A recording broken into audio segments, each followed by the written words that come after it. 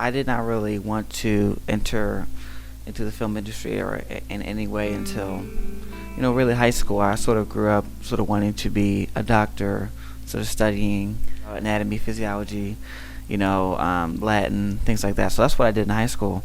But on the side, on my own time, I was writing in journals, and those stories were primarily like sci-fi, fantasy, things like that. That's what interested me at the time. It still interests me now. I don't know. I think that was sort of a birthing of me caring about storytelling in a way.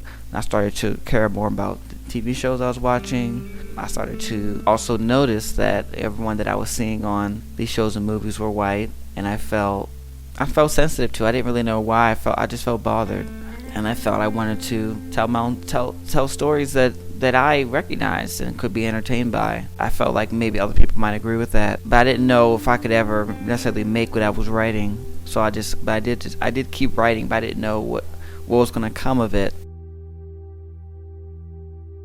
I went to University of Maryland, Baltimore County, mostly experimental type of filmmaking.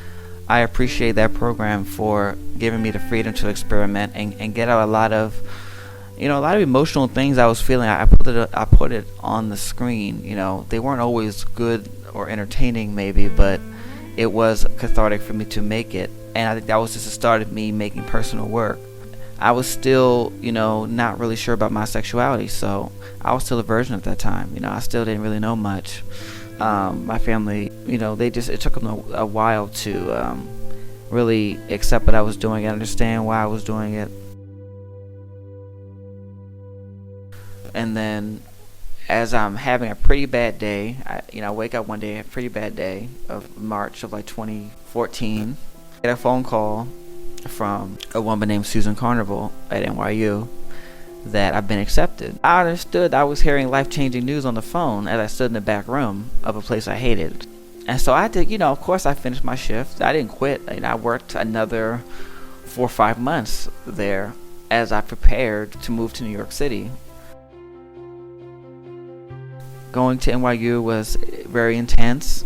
I was challenged, to make work constantly. Do shoot a big project every semester with all these different rules. What I did walk away with was just an increased level of autonomy, confidence, and independence, because I got to be myself over there in a different way because I didn't have baggage. When you travel and you live somewhere new, you don't have the baggage that you have at home, and it gave me the courage to make a gay film.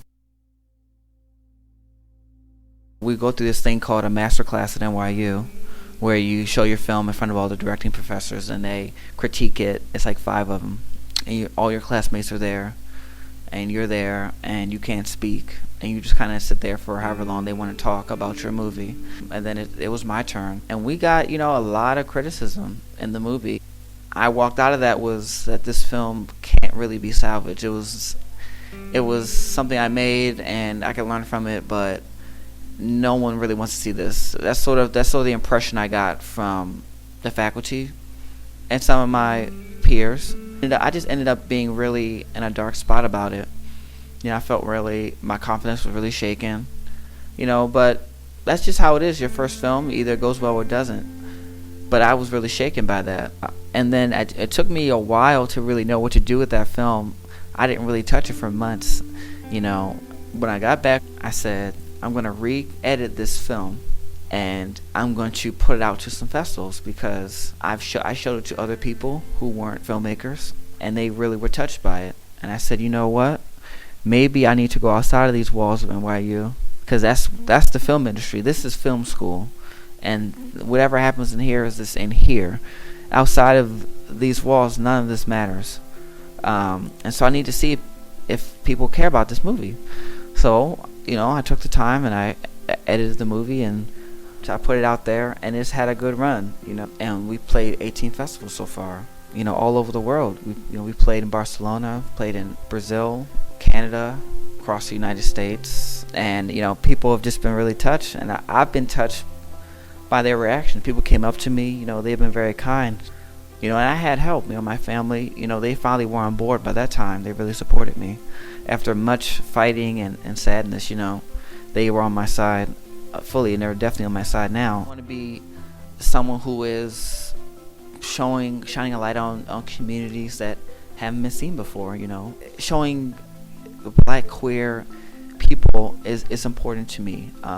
I just think that has to remain a priority to me, because I see that a lot of what's coming out now is not, it's white and queer, and now it's going to be more trans, where it's going to be white and trans. I think that's just something I'm paying attention to with my stories. There's some stories that really can scare me, and that's a sign to me to do it. I think, because it's real. I think it's something I really care about, and that's what will make it strong work to me.